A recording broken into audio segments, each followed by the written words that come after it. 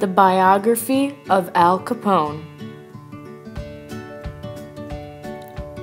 by Sophie Tillotson. The 1920s was a huge era for jazz. Popular technical advances were created after World War I. Famous celebrities were created for things such as dance, music, sports, and more.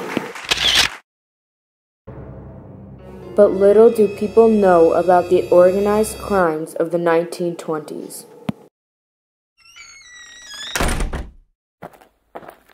Al Capone was one of the most famous criminal masterminds of this era.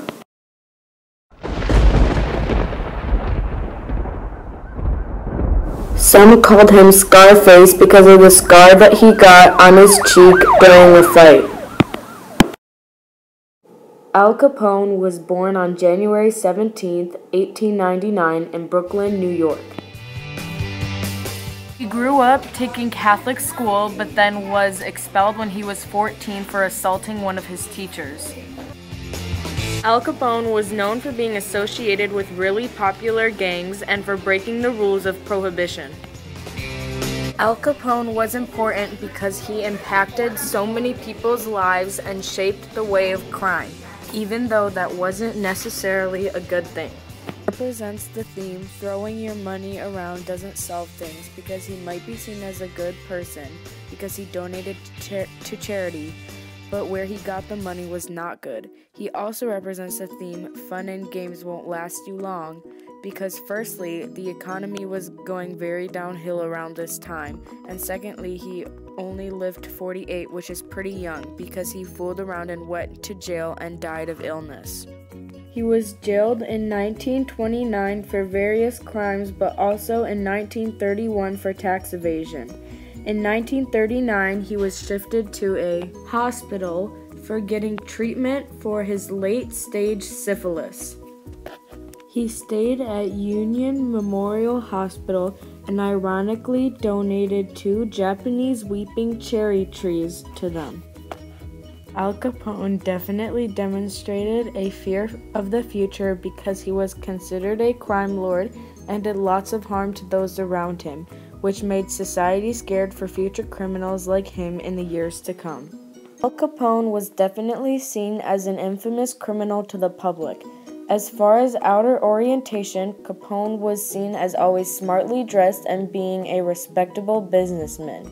He was very much different from most gangsters because he wanted to be known to the public, whereas other gangsters set out to be more mysterious.